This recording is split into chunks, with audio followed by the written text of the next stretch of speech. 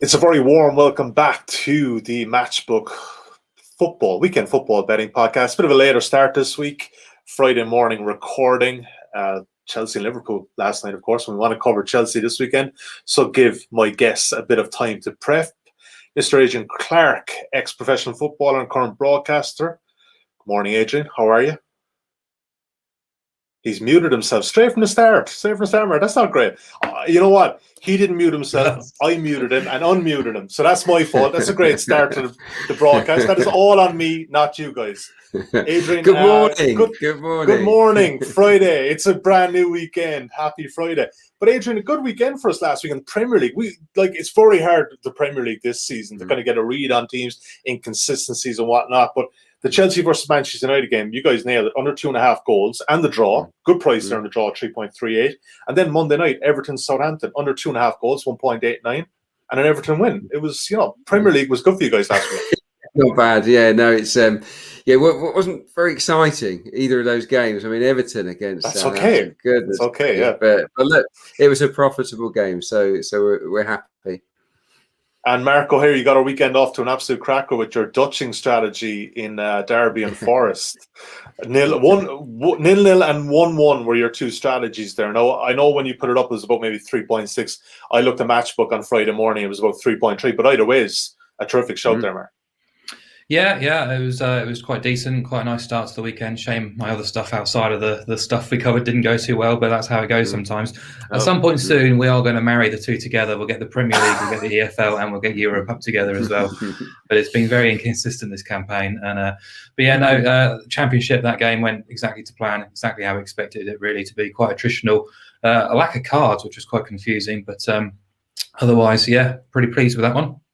Yeah, absolutely. Like we said, there was probably no other reason to watch that game, only that we had those bets, but they came in, so happy days. Before we get into this week's action, got an exciting new welcome offer to tell you guys about. Not this one, this is the old one. The brand new one. We're off to a flyer this morning. 0% commission on all sports. It's a big March and April coming up at Matchbook. You sign up for a Matchbook account today and use the bonus code INSIGHTS when signing up. You'll get 0% commission on all sports. So if you're listening to me now on the podcast and you can't understand my Southern Irish accent with INSIGHTS, that's INSIGHTS, INSIGHTS. That's what we like to think we're giving you guys, insightful information on the podcast all season long. Let's get to it, gentlemen. Manchester Derby. Where else do we start, Adrian Clarke? There's only one place to start. The only show in town on Sunday. Title race is over though, right? But look, let's talk about this game anyway. Manchester City going for the 22nd win on the bounce. You can back them currently just under 1.54 at Matchbook. You can back Manchester United 7.0. The draw available 4.45. Manchester United getting a goal start at good odds against 2.08. And I'm surprised by this one. This total 2.75. I mean, look, we got a big enough sample size when these top teams meet this season, what way these games go. So we're not backing overs here, Adrian Clarke, surely. No, exactly. I think my eyes lit up a little bit when I saw where the line was. It feels like another game where Manchester United might keep things tight on their travels. I mean, You've just got to look at, obviously the Premier League as a whole, the big six clashes have been deathly dull, haven't they, so far?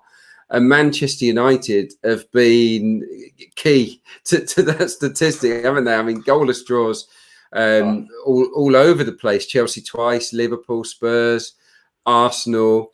They have managed to keep teams at arm's length pretty well, actually. Even though I think there's still question marks about the lack of a proper defensive midfielder and even Harry Maguire and Lindelof.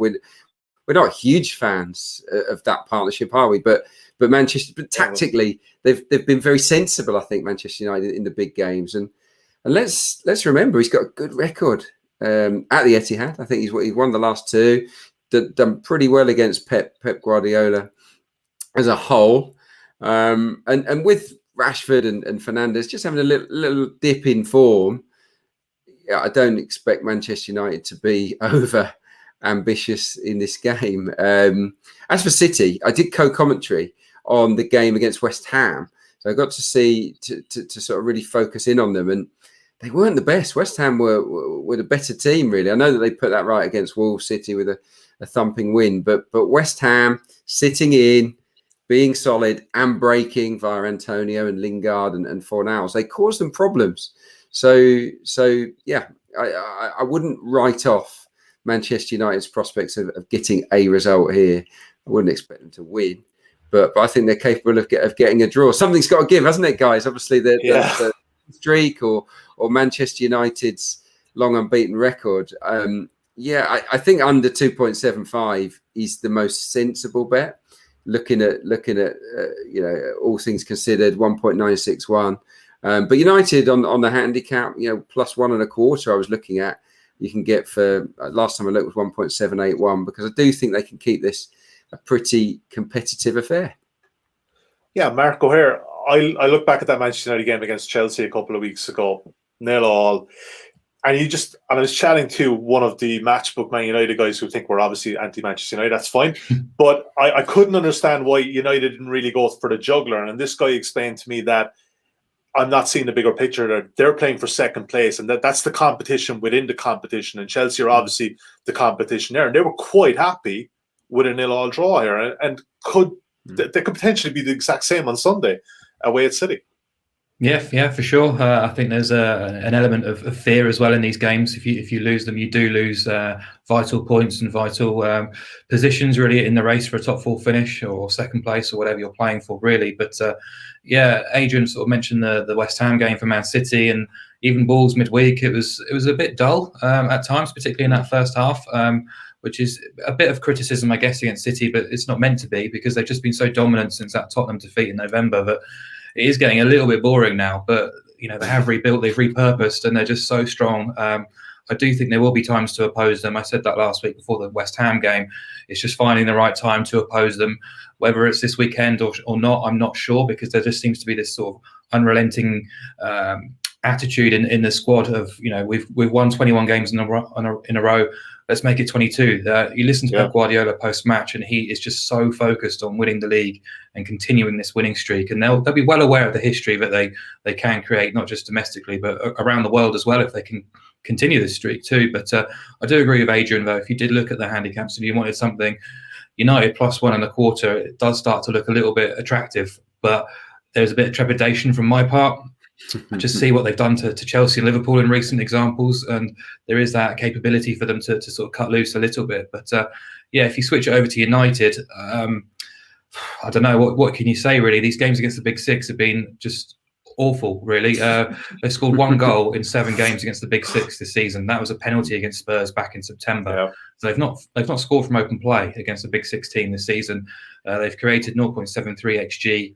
Non-penalty XG in those 7 games on average as well, but they're not conceding opportunities either. As Adrian says, they are sort of keeping teams at arm's length and able to see out these matches relatively comfortably. And the United fans in your office were quite right, really. I think in that second half and in a few of these games, they've almost declared in the second half and said, look, we'll just settle for this. We're both kind of happy with it.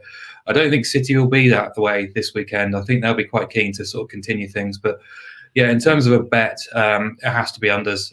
It just has to be unders at those lines and prices. I don't mind under 2.75. I think under 3, you're getting 1.72 at the moment is absolutely knocking, really, to be honest. Shouldn't be 1.7 or above.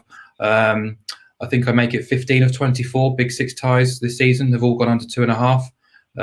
Almost all the 0-0s have featured in Big Six games, most of which involve Man United as well. City clearly have the edge, they have the capability, but I just wouldn't want to be back in a goal-filled affair. You'd expect City to win narrowly, but I think the best bet is to oppose goals. Yeah, under 3, 1.72, a knocking bet according to Mark O'Haire. Could not agree more. I was just surprised to see this goal line this morning. I hadn't looked at it prior to this recording this morning. Just on that record, so 21 wins on the bones. The next one up is Real Madrid from, I think it's the 2013 Real Madrid team, or 2014 team, 22. Bayern Munich last season up until September 2020 were 20. I think it's 24. Ajax in the early 70s, 26, and TNS from Wales is the record at 27. Now, of course, there's context. Yeah, like I'd even give the Ajax team the early 70s a pass in the Eredivisie or whatever. But like, I mean, TNS. Was that when they were Total Network Solutions, or wasn't it the New Saints?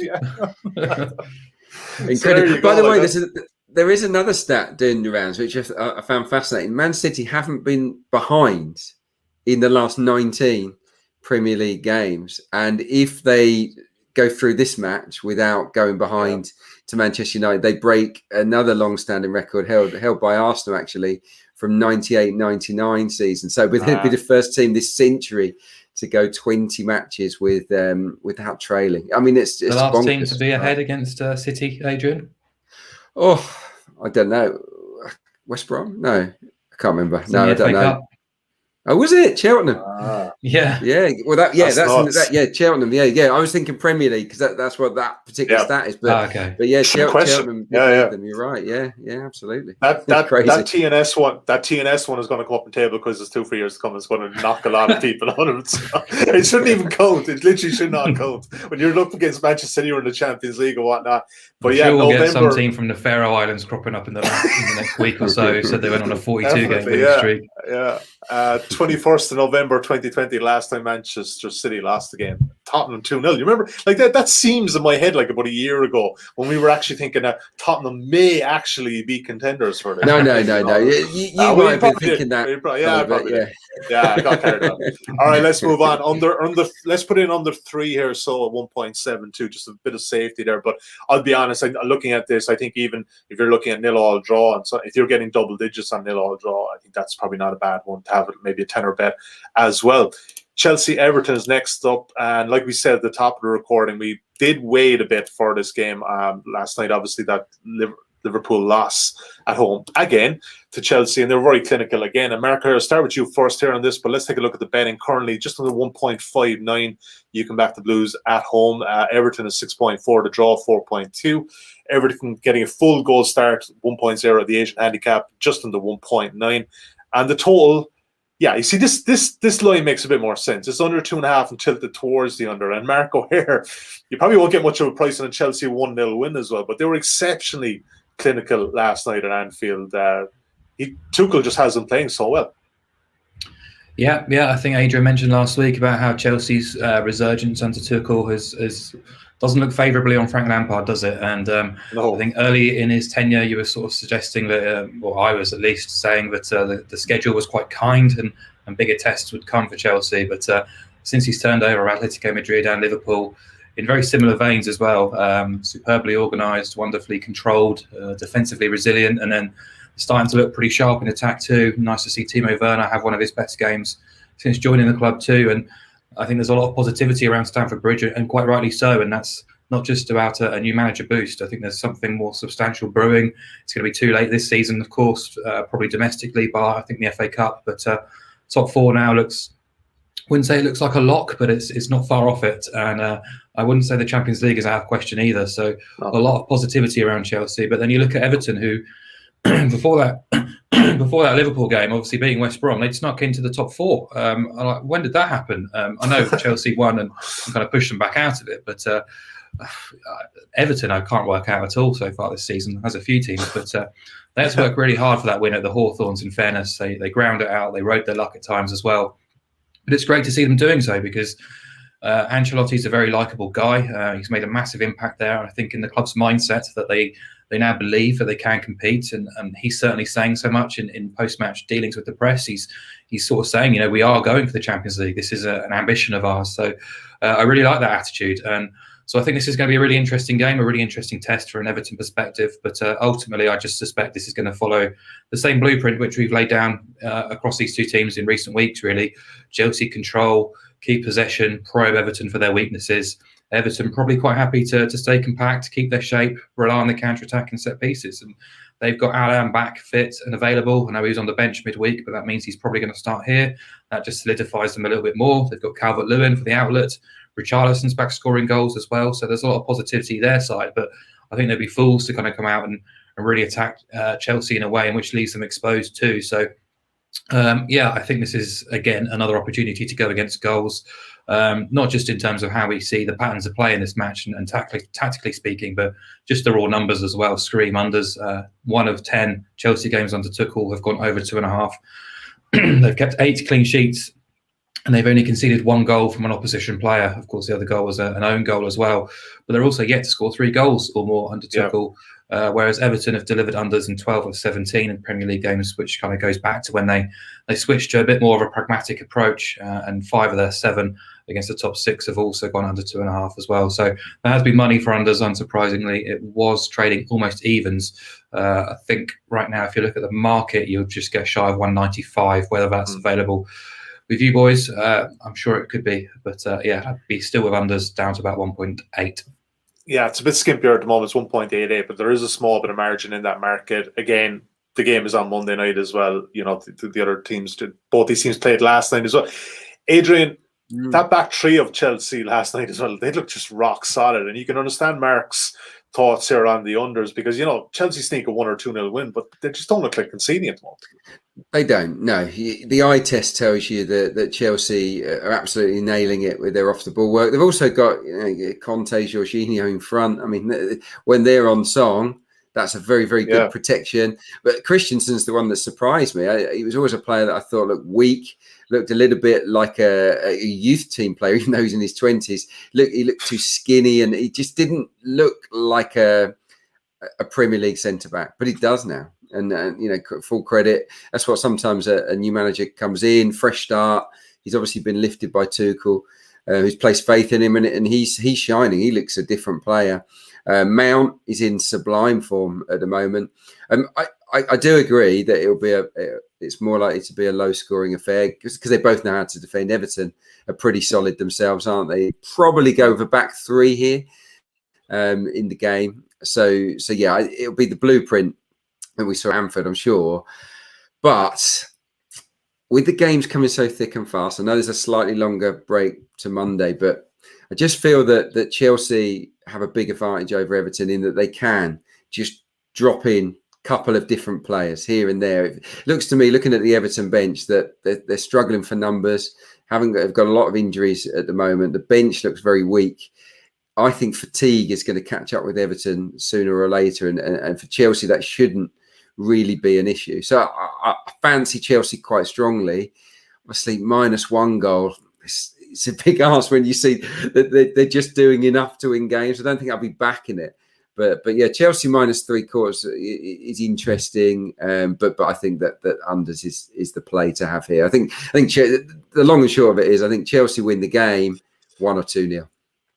Yeah, but look, you could do a bit of a Dutching thing here as well, but I suspect those prices are probably hammered in a small. But we've had a 10-game sample size of Tuchel, and if you look down through those results, there's a lot of 1-0s and 1-0s and 2-0s and 0-alls, and yeah, they're tight enough affairs. But I was impressed how he did get the better of Klopp in a big way on Thursday night. But look, it was impressive, wasn't it? I mean, it should have been a wider margin. I think if Chelsea had won 3-0. It would not have been an unfair. It wouldn't have reflection. flattered them. No, absolutely. They're the second best team in the country. If Chelsea were to play City this weekend, that would be interesting. Yeah, that would be interesting. That would be a good one for sure. Absolutely.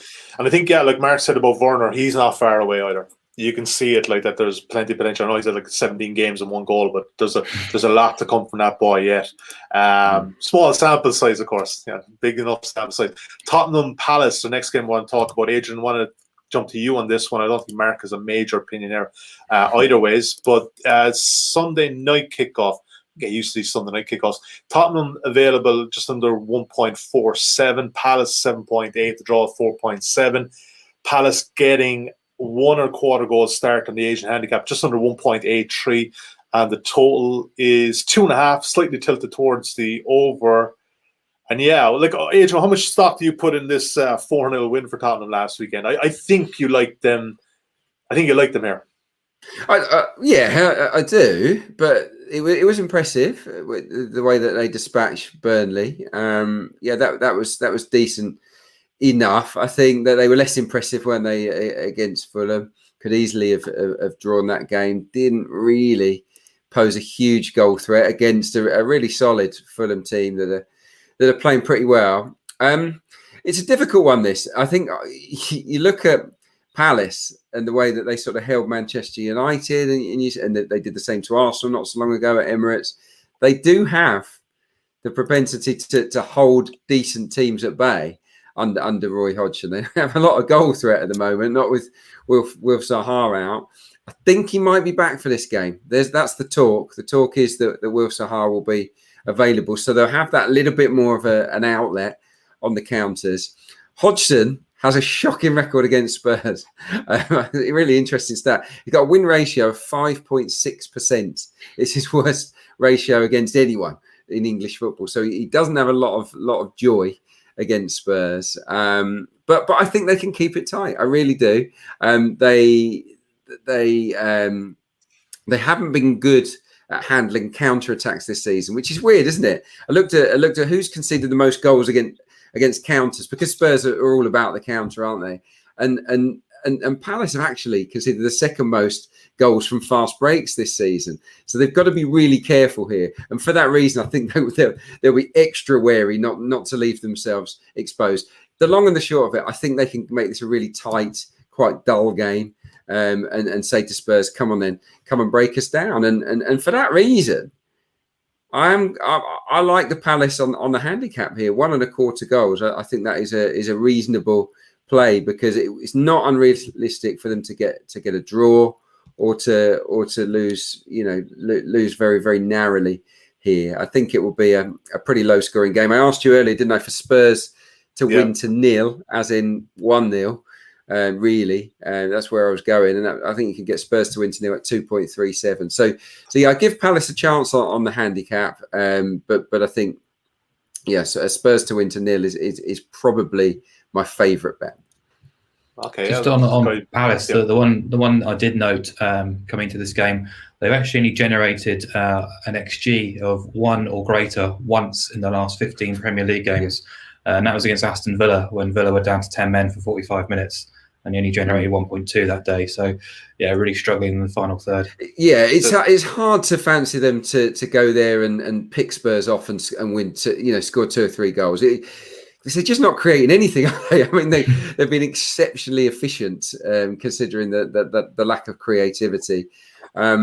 Spurs to win to 0 would probably be my favourite. Again, you could go on the unders, under 2.5, under 2.75.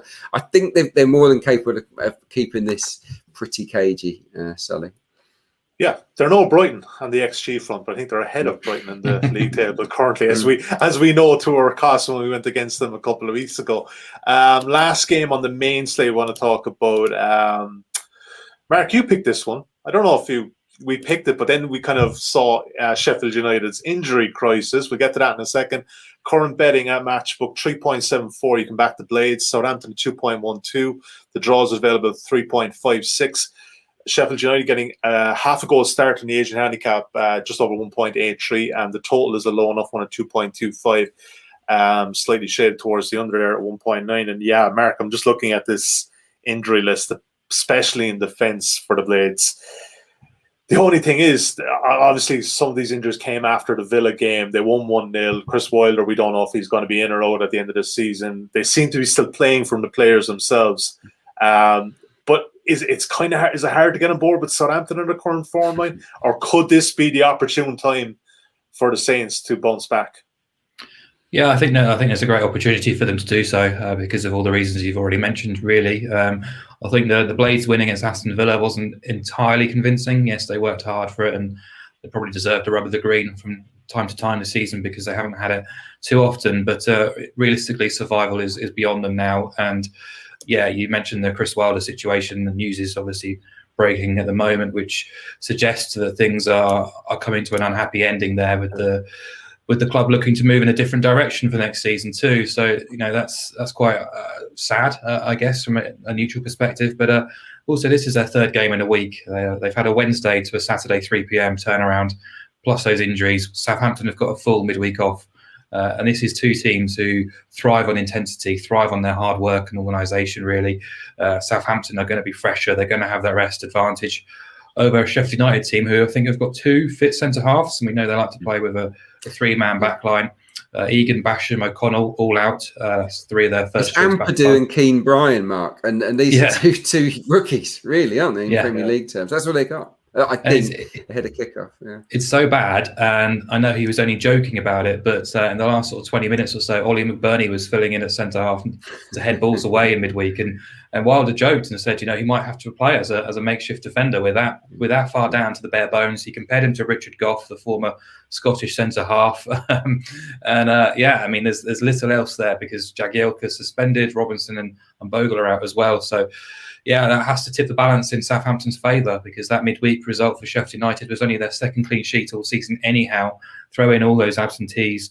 And you look at the Saints team news, Minamino and Gineppo are due back this week. Ings is fit and available. Despite the results that they've had, they have been creating a few reasonable opportunities in recent weeks. That suggests that a turnaround is not far away. I know they're in the middle of a wretched run of results, but it has to end somewhere, and there's an opportunity for them to do so this weekend. And you look at the odds, and just in a percentage sense, I make Saints about a 50% chance to win here, and their odds against 2.12. So, I think Saints have got a good opportunity to get back to winning ways. Yeah. Adrian, in agreement with much of this? Totally, yeah. No, I think if Sheffield United had a full complement of fit players, it might be different because Southampton have been in very ropey form, haven't they? But that run has to end sooner or later, and I think this is a golden opportunity for Southampton to get back on that winning horse. I think Minamino's back. Walker Peters, I'm hearing, has got a chance of playing, and I think he makes a big difference to them. So you've got Minamino, Ings, Adams, Gineppo, Redmond, all available against the Sheffield United side that are hugely depleted. So yeah, for me, Saints is a great price, 2.12, and yeah, I'm definitely on board with that. Yeah, I like it, and it's been a while since the Saints have won a league game. They've obviously had a couple of wins in the FA Cup, but I take the point. It's interesting what's going to happen in Sheffield United too in the long term. Like I think a lot of people would have thought that Wilder had earned enough to maybe take them back up from the Championship next season, but there's a lot going on there, a lot of moving parts. Okay, let's do a quick recap of what we have so far, guys. So we have City United on the 3 goals of 1.72. Again, wouldn't turn anyone off under 2.75 there as well. A similar bet, Chelsea Everton under 2.5 of 1.88. Spurs to win to 0. General guide price there is about 2.37, and Southampton available at 2.12 at Matchbook at the time of recording to beat Southampton on Saturday. Or sorry, to beat Sheffield United on Saturday. Adrian Clarke, EFL, you've posted your EFL tips on Friday morning at insights.matchbook.com. One from League 1 and League 2, but are you looking elsewhere in this section? Yeah, I've picked out a couple of others, just variety, spice of life, and all that. I've looked at a game between Wigan and the MK Dons. Now Wigan, they've got spirit, but I feel that spirit is on the wane at the moment. They have lost their last 5 home games. They've won just twice on their own patch all season. They've got a -20 goal difference in the home games. They've nicked some good results on the road, but I just feel there's still a lot of uncertainty about takeovers. It hasn't happened. The morale there is just on the floor, and I feel that their season might just fade away now. Wigan, MK Dons they play a really lovely brand of football. Russell Martin's he's got them going. It's quite sophisticated. Of late, 1 or 2 issues conceding goals. They've been bullied. Gillingham bullied them. I think Northampton got the better of them for set plays. But Wigan aren't really that sort of team. And I think that if MK come up against the right kind of team, they can really dominate. And I just think a little bit like the last game that we discussed with Southampton, it's a good price for the away win, 2.11 for MK Dons to win Wigan, given Wigan's awful home record that I've just outlined, and the fact that MK have got a terrific record actually against the bottom 6 sides, won 6, drawn 2, lost none. So yeah, I fancy MK Dons to go there and win the game. Odds against is always appealing. The other one is Morecambe against Carlisle. Go very north for this one. Yeah. Carlisle were brilliant, and then they had this month off in January, and they've come back and they've been poor, really poor, and they really struggled to recapture their previous form and away from home throughout the campaign, even though they've been genuine promotion contenders, they're 19th in the away table. Carlisle United, they've lost 7 of 14, and they've not won any of the last 6 games either. So Morecambe, very strong at home, only lost 3 of 15 at home. They score a lot of goals. Carlos Mendes Gomez is a player to watch out for there. He's got 11 this season. He's not even a striker, so he's a guy that's excellent. Derek Adams has done a brilliant job at Morecambe, taking them to the next level for sure. They score a lot of home goals, Morecambe, and I think that this one could easily go overs. But for me, I'm going to go with the Morecambe draw no bet, 2.01. Given that Carlisle, such a wretched away record, I'm very confident that Morecambe will not get beaten here. Yeah, I like that. I kind of got the sense you were going to go for the 2.83 there. But no. Well, I'm tempted. It's O'Haire, you see. Yeah. He's got me playing the cautious card. It's still there. I'd be doing the exact same. You're getting odds against the draw no bet, and if it's a 0-0 or 1-0, you get your money back. These days, anything odds against, I'm happy with. I used to be the kind of guy that unless it was 3 or 4 to 1, I was not interested. But you learn. Yeah, you hang around with the two of us for enough to change fairly quickly. Let me tell you. Mark O'Haire, European, bit of a Spanish angle on this, starting on Sunday night with El Derby. Yeah, big game in Spain. Atleti take on Real in the Madrid derby. Atleti picked up a really, really vital win away at Villarreal last time out. They weren't very good in that game, and they've not been very good as a club in history as kind of coping with pressure.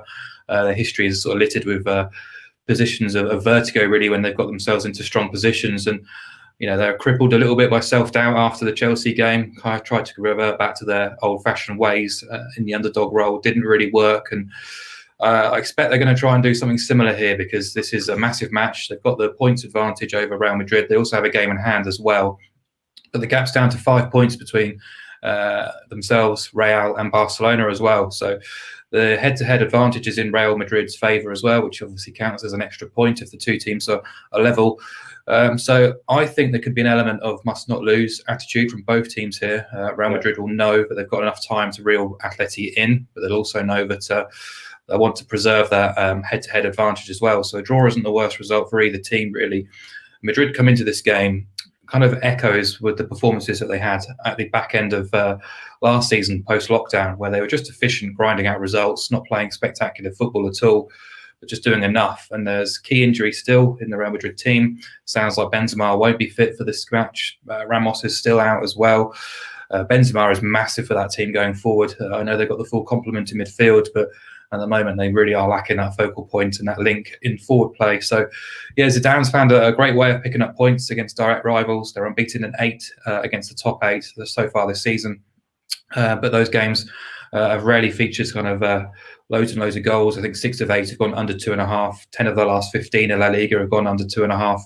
And you look at the head-to-head, 7 of 8, when you exclude the European Super Cup, have gone under 2.5 in this fixture as well. So, yeah, I think that's the way it's going to be, really. La Liga has not been the shining light it has been in previous campaigns. It's been quite mundane at times. And I think just like the big 6 games in the Premier League, this one could fail to sort of fire. So 0-0 is a great opportunity here, but I'll be taking under 2.5 goals, anything north of 1.7. Yeah, I like that angle. I do also like the head-to-head angle that they have there. I'm not a big fan of the goal difference where you can just plow into the other teams. And it's a very good point, because it's an extra point for Real Madrid. But that injury crisis for Zidane's side, I mean, even going away at Atalanta a couple of weeks ago, they could barely field 11 players and they still got it done. But they struggle against 10 men. Have you got anything? I think you've won more on Monday night, the Betis game? Have to wait till Monday, but Real Betis play Alaves in Seville, and they're around 1.8 to win this game, which I think is a big price. Manuel Pellegrini was coming under a lot of pressure, really, coming into the winter. A really sluggish start, but Betis have found form since December. 8 wins, 3 draws, 3 defeats to move into the top 6. Top 4 is out of the question, but European qualification is still quite a big deal for Betis. They're quite a big club in Spain. They've won 6 of the last 8. The only loss in that sequence was when they played really well against Barca. But those results, they're not really a flash in the pan either, because they've been pretty decent in terms of the underlying numbers. And against the bottom half so far this season, 11 wins from 13. across any venue, and they've kept 9 clean sheets in that sequence too, which is really strong. The squad's looking pretty good. I know in midweek, Fekir and Borja Iglesias returned to training. I expect Fekir to play. Iglesias may not make it to the starting team, but there's enough there to suggest that they're good enough to get a result. And Alaves it's been a mess of a season, really. They brought back Abelardo as head coach before Christmas. They've got quality in forward areas, but the balance of the team is totally wrong, and they're struggling to create. 2 goals in 5, 7 defeats in 12 away, 7 defeats in 9 across all venues, 9 defeats in 13 going further back, 8 defeats in 11 against the top 8. Their open play numbers in terms of creation is really poor, just bang in line with their league position, really. Watched them last week against Osasuna in a regional derby, really, and they just failed to fire again. So I suspect Betis will be too good for them. So 1.8 on the home win. I know you've been to Seville for a couple of games. I can't see a Betis scarf behind you on the screen, but you've been to a Betis game, haven't you? Yeah, there's one there somewhere. I don't know if I you can could see it just over your head, actually. way. Yeah, just see it. Yeah. Saw them lose to Barcelona, and Lionel Messi put in an absolute wondrous show. Got an applause from the home supporters. We cannot wait, maybe, Mark, 2022, 2023 to do a bit more European travelling, I would suggest. One comment in here from Lee Martin. Love the way Stato/Mark goes off with these statistics. Stay tuned, Lee. That's every week, man. That's why we love the guy. He does the work for us. Yeah, exactly. It's this is him on third gear, man. Wait till you see 4th or 5th. I just wanted, before we go do best bets, guys, just want to give a quick plug again for that offer I started at the top. If you wanted more details on that 0% commission on all sports, check out matchbook.com/promo/insights. And again, use promo code insights for that offer, or else you won't get it. Weekend best bets, Adrian Clarke, EFL Met, or are you going elsewhere? No, going somewhere different. I'm just going to, live a little bit this week. I'm going to dive back to the Premier League. There were 2. I like Liverpool v Fulham under 3 goals. There's a good price on that, which I think is a decent shout. But I cannot ignore West Ham against Leeds. The price on West Ham, I cannot ignore it. 2.13 the last time I looked on West Ham to beat Leeds.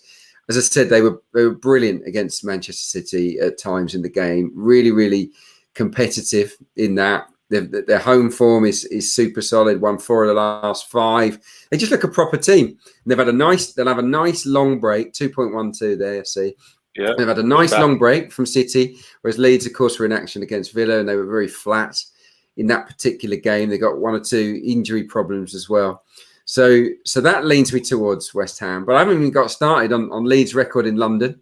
I think the odds compilers clearly just ignore that, which I suppose they probably should. But they have lost 12 of the last 13 in the capital. Awful. Stuart Dallas, this is the great stat. Stuart Dallas has not been on the winning side for Leeds in London in 23 attempts. I mean, it's just ridiculous. And he'll play. So if you're into that kind of superstition, like, go with West Ham all day long. The other factor is, we're talking about Mark with the stats. Like, that's a pretty. The other factor, and I remember talking about it when they met last time. Is Leeds are the worst team in the country, or worst team in the Premier League rather, at defending corners and wide free kicks. They've conceded the most goals.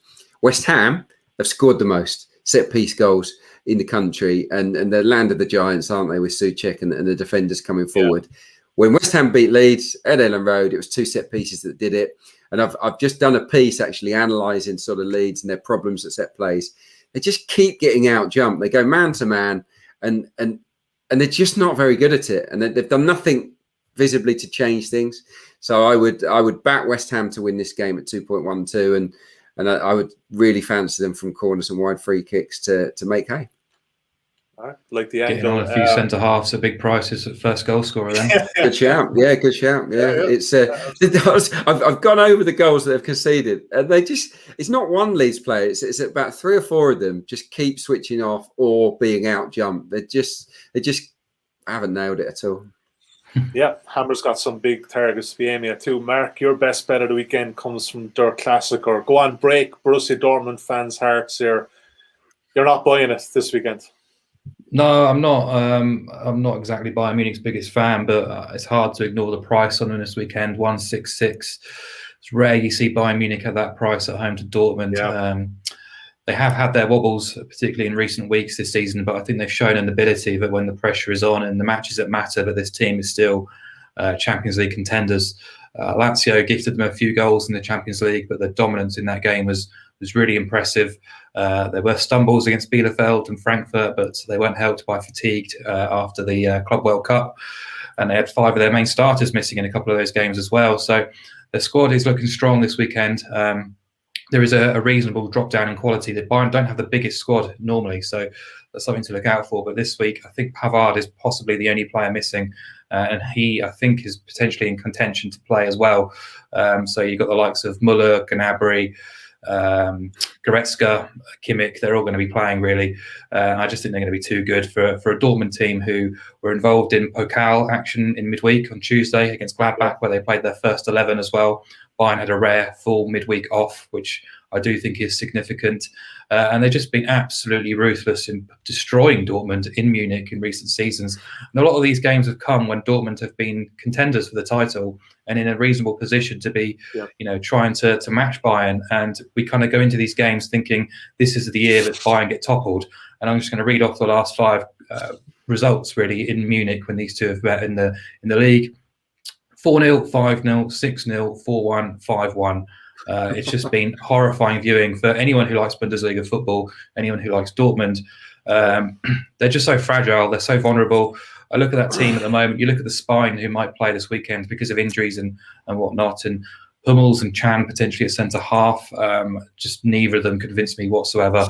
And Jude Bellingham and Dahoud as well in the sort of midfield pivot. They're just going to get overrun by this Bayern team, I think. And yeah, I'm quite strong on this one. Bayern minus 3/4 on the Asian handicap is around 185. I think that's a really good bet. There's the goal line here is I think over 3.5, 4. 3.75. Yeah, it's ridiculous. And if you're expecting 4 goals in the game, it's not going to be 2-2. Bayern are going to win this 3-1, 4-1. So yeah, comfortable home win in my opinion. Yeah, I think that I have a bit of a soft spot for Dortmund. But yeah, I think like Tuesday night, and the worst thing about this team is that they have so much potential. They go away to Sevilla and they get those 3 goals. But I'll be honest, it would not surprise me if Sevilla win 2-0. It's the way that team is. You just can't trust them. You're right about Hummels. What is he? 31, 32 now, and the pace is gone. And it's just not there. No, he never did. No, but he was a great reader of the game. But he always had a quick defender next to him, generally speaking. I think there's something more substantial at play. There's a mentality issue with Dortmund right now, and they're looking for a leader. Since Jurgen Klopp left, they're looking for someone with that sort of personality, really, to sort of shake up that club because they're just bumbling along. Really, they've got so much talent in forward areas, but organisation-wise, it's a mess. Yeah, and they're hoping that a guy who played right back for Klopp will do it next season with Marco Rose, but I'm not totally sure if you look at much of Gladbach the last couple of weeks. But hey, who knows? We live in hope. Adrian, Mark, thank you guys as ever. A rocky start, later start on Friday, but we got there in the end. A lot of good selections. And yeah, hopefully we'll get a few more winners. A bit more of a balance this week, hopefully a few Premier League winners, EFL winners, European winners. If we just get a kind of a mix of all, that would be fantastic. We'll be back next Thursday. We're back on schedule again next week. We'll talk to you then. Best of luck with your bets and take care.